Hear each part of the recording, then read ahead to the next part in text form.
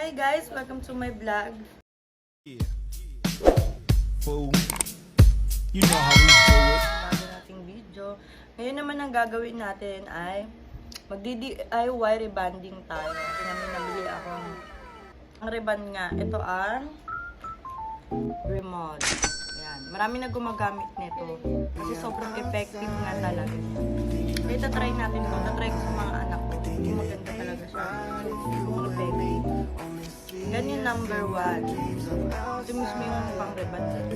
Yung number 2, alam ko parang treatment na rin ata siya. Kasi parang magkaiba sila. Yan, marami kayo mabibili sa shopping, mabibili mo siya. Doon ako mismo umorder niya to sa pinaka-shop na remote para mas hindi fake yung mabibili natin sa dalawa kong anak. So yung isa, pangakulot nga sila.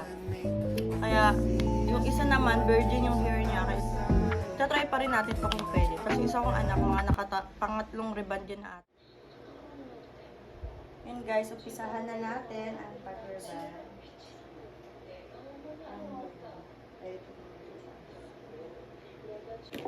Ito ang una nating ilalagay. Yung number 1. Yan, number 1.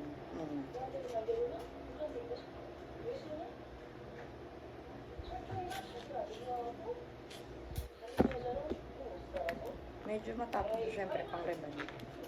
Pangalan ng gamot. Isa lang na order ko.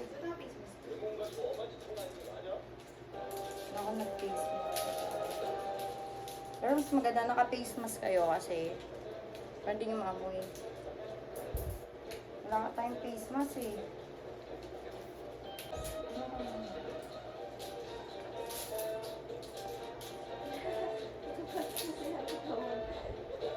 Hindi kompleto yung ano ko.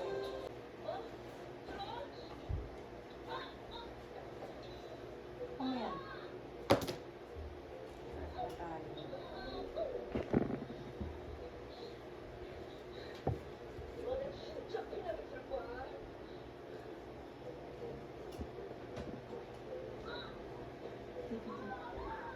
Kailangan hindi masyado ano sa anit. Dikit daw. Kasi nga, matapang na siya. Kailangan 2 to 3 cm.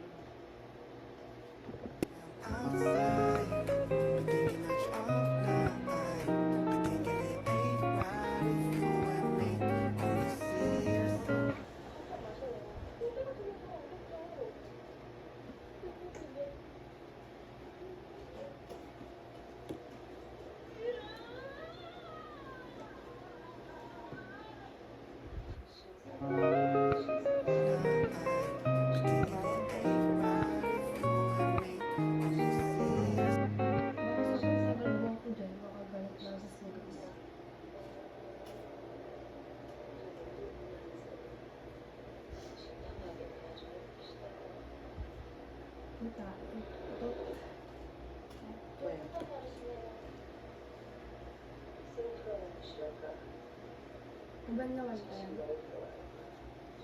Mamaya pa. Tapos na.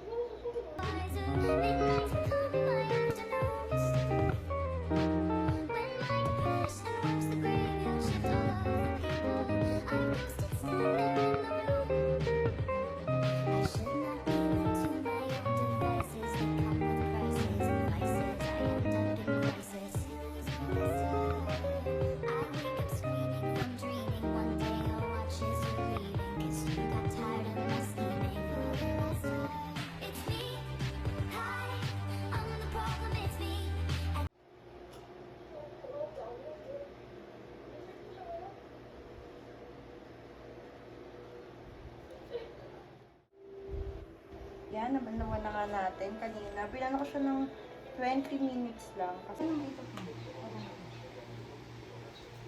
Yung sa atin mo yung book na. Plansyahin muna natin siya. Yan. Ito na yung binanlawan na siya. Ayan na siya.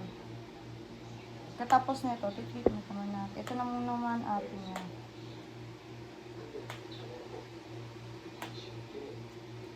Nulit yung plansya sa kanya kasi hindi na maayos yung plansya ng pang ilalim.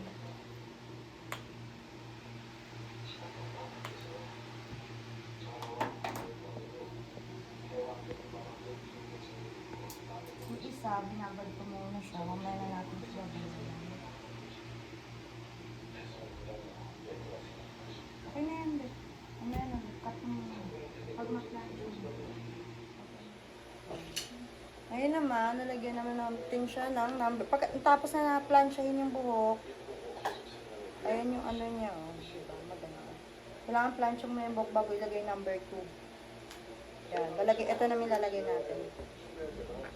Mas maganda talaga may treatment. Sunod ka, dapat na may treatment. Pero mukhang kahit di na kasi straight naman yung napakaganda at shine. Tingnan naman, oh, shiny agad. Wala pa yung number 2.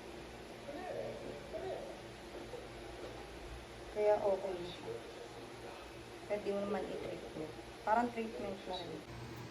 Yan, nilalagyan na natin to. Ito na yung number 2. Na, lagyan naman natin to. Tapos pagkatapos yung babad ulit na mga, depende kasi nga pag normal hair, 0 to 25 minutes. Pag may damage, ayun yung mga 30 minutes, 20 minutes. Pero ito, siguro mga 20 minutes lang kasama. So, mamaya babanlawan ulit. Tapos plancha. Tapos yun, tapos na.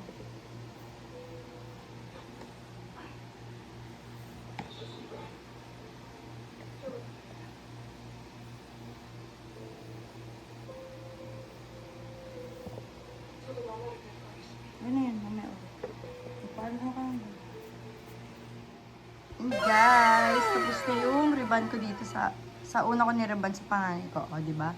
Ang shiny niya, dito, kahit wala siyang treatment, okay lang kasi nga ang shiny niya. Para ka na rin naman nag-treatment, o, di ba? Oh my so, God! Lolo. Wow! Kabila, pakita mo na natin sa kanya. O, di ba? O. Si Miss Heart. Kasi sa kanya, medyo kulot na yung dito niya. Tapos dito, medyo buhag-hag na. Kasi hindi siya marunong mag-iingat ng buhok ko. Yeah, oh, so ganda. Kaya, usog ka doon. Gaganin ko yung buhok. Yan, oh. Guys.